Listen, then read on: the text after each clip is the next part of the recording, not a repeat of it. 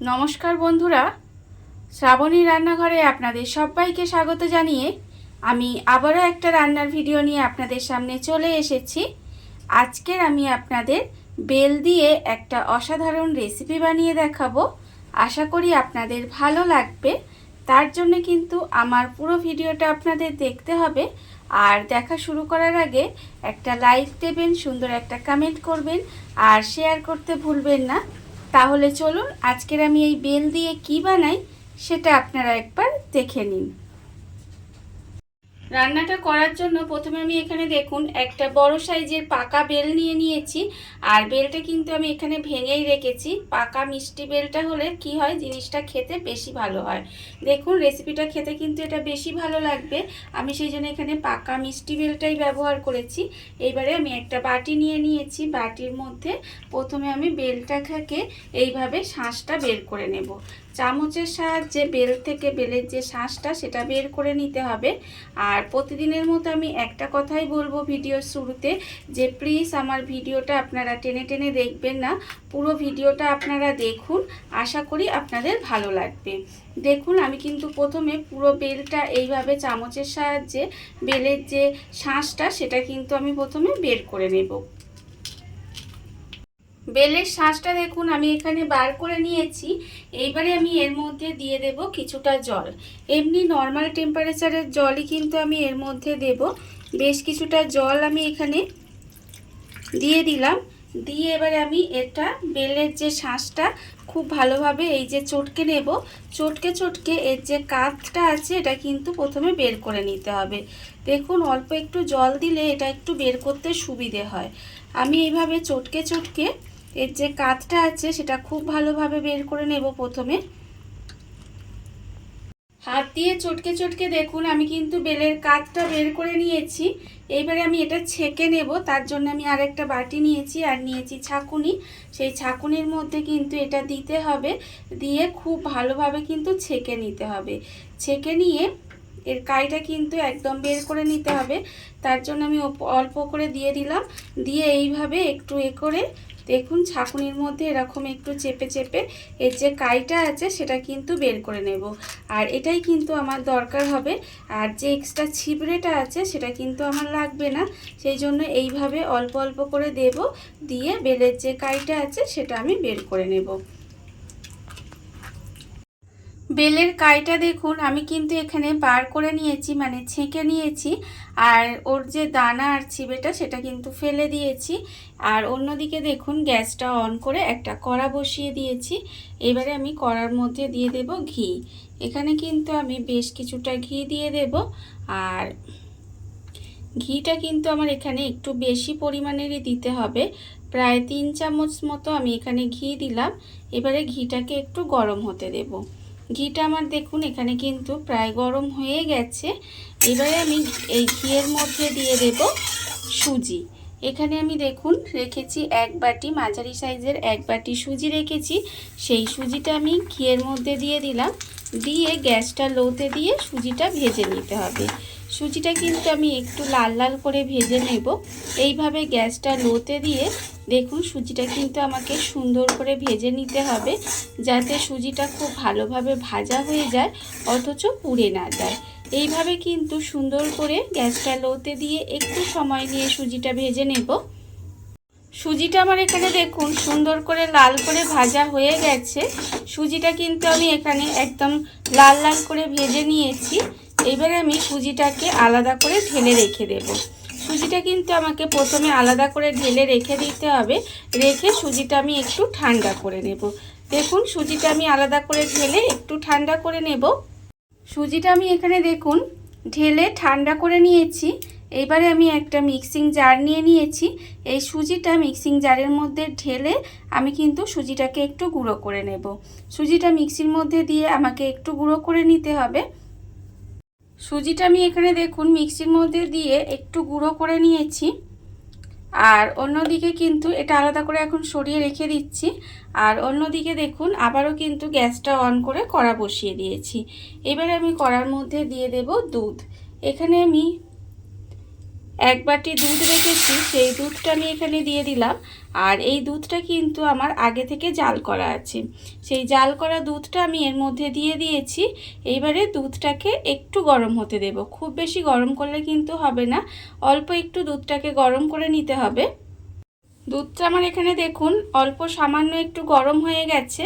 এইবারে আমি এর মধ্যে দিয়ে দেব গুঁড়ো দুধ। এখানে কিন্তু আমি একটা 10 টাকার প্যাকেটের গুঁড়ো দুধ রেখেছি, সেই দুধটা আমি এখানে দিয়ে দিলাম। দিয়ে দুধটা খুব ভালোভাবে এই লিকুইড দুধের সঙ্গে মিশিয়ে নিতে হবে। এই দুধটা হালকা করে গরম করে মিশিয়ে নেবেন, দেখবেন গুঁড়ো দুধটা কিন্তু একেবারে মিশে যায়। আর দুধটা যদি খুব বেশি গরম হয়ে যায় তাহলে দেখবেন গুঁড়ো দুধটা খুব ভালোভাবে মিশতে চায় না, আর কীরকম যেন একটা দলা পাকিয়ে যায়। দেখুন আমি কিন্তু দুধটা এখানে খুব ভালোভাবে মিশিয়ে নিয়েছি। আর আগে যে আমি লিকুইড দুধটা দিয়েছিলাম সেটা কিন্তু আগে থেকে জাল করে একটু ঘন করে রেখেছিলাম।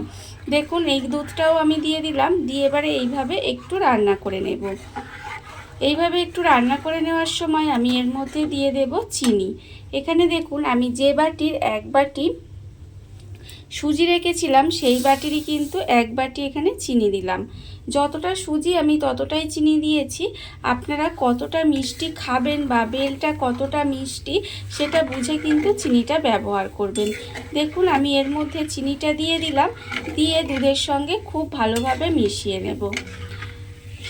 আমি এটা কি বানাচ্ছি আপনারা কি এখনো পর্যন্ত বুঝতে পারছেন যে আমি কি বানাচ্ছি? আমি বেল দিয়ে আজকের কি বানাচ্ছি জানেন? আমি বেল দিয়ে আজকের বানাবো বেলের সন্দেশ। আপনারা কি কখনো খেয়েছেন বেলের সন্দেশ? কখনো খাননি? আমার মনে হয় কখনো খাননি। আপনারা এইভাবে একদিন বানিয়ে দেখবেন, খেতে কিন্তু অসম্ভব সুন্দর হয়। দেখুন আমি কিন্তু চিনিটাকে খুব ভালোভাবে মিশিয়ে নিয়েছি।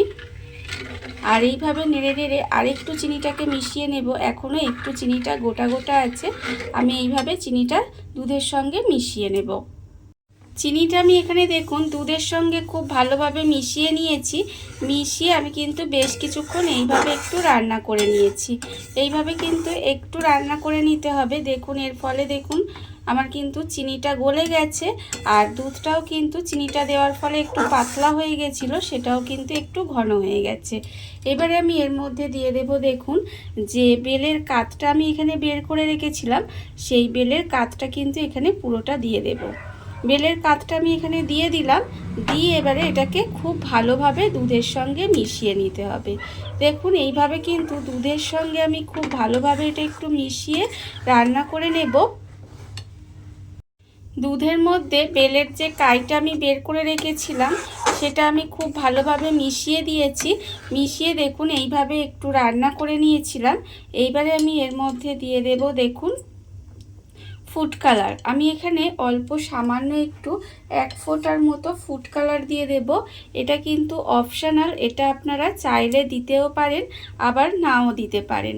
হ্যাঁ, এটা কিন্তু কোনো স্বাদের তফাৎ করবে না, এটা আপনারা চাইলে দিতেও পারেন আবার নাও দিতে পারেন। এবারে আমি খুব ভালোভাবে এটা একটু মিশিয়ে আবারও একটু রান্না করে নেব। ফুড কালারটা মিশিয়ে দেখুন আমি কিন্তু এইভাবে আবারও একটু সময় রান্না করে নিয়েছি। আর ফুড কালারটা আপনারা না চাইলে নাও দিতে পারেন, এটা একেবারে অপশনাল। এটা দেখার সৌন্দর্যের জন্য অল্প সামান্য একটু আমি দিয়েছি। দেখুন খুব ভালোভাবে কিন্তু একটু মিশিয়ে নিয়েছি। মিশিয়ে নিয়ে এবারে আমি এর মধ্যে দিয়ে দেব যে সুজিটা আমি ঘিয়ে ভেজে মিক্সিতে গুঁড়ো করে রেখেছিলাম, সেই সুজিটা কিন্তু আমি এখানে দিয়ে দিলাম। দিয়ে সুজিটা দিয়েও কিন্তু আমাকে খুব ভালোভাবে মিশিয়ে রান্না করে নিতে হবে। এমনভাবে ভালোভাবে মেশাবেন যাতে সুজিটা দলা পাকিয়ে না যায়। দেখুন এইভাবে একটু মিশিয়ে নেব। মিশিয়ে কিন্তু আবারও কিছুক্ষণ এইভাবে একটু রান্না করে নেব। আর এই সময় কিন্তু গ্যাসটা একেবারে লোতে দিয়ে রাখবেন, দিয়ে এইভাবে নেড়ে নেড়ে রান্না করে নিতে হবে। সুজিটা দিয়ে দেখুন আমি কিন্তু এইভাবে নেড়ে নেড়ে একটু রান্না করে নিয়েছিলাম। আর এই সময় কিন্তু গ্যাসটা লোতে দিয়ে রাখতে হবে। গ্যাসটা লোতে দিয়ে এইভাবে একটু সময় নিয়ে রান্না করে নিতে হবে। দেখুন এখানে কিন্তু আমার প্রায় রান্নাটা হয়েই এসেছে। আপনারা কি করে বুঝবেন যে রান্নাটা হয়ে এসেছে? যখন দেখবেন এইভাবে কড়া থেকে আস্তে আস্তে উঠে আসছে, জিনিসটা উঠে এসে এক জায়গায় জড়ো হয়ে যাচ্ছে, তখনই কিন্তু বুঝবেন এটা কিন্তু হয়ে এসেছে। দেখুন এটা আমার হয়েই এসেছে। এবারে আমি এটাকে একটা জায়গায় ঢেলে একটু ঠান্ডা করে নেব। খুব বেশি কিন্তু ঠান্ডা করার দরকার নেই, অল্প একটু ঠান্ডা করে নিলেই হবে। দেখুন এটা এইভাবে একটু ঠান্ডা করে নেব ঢেলে।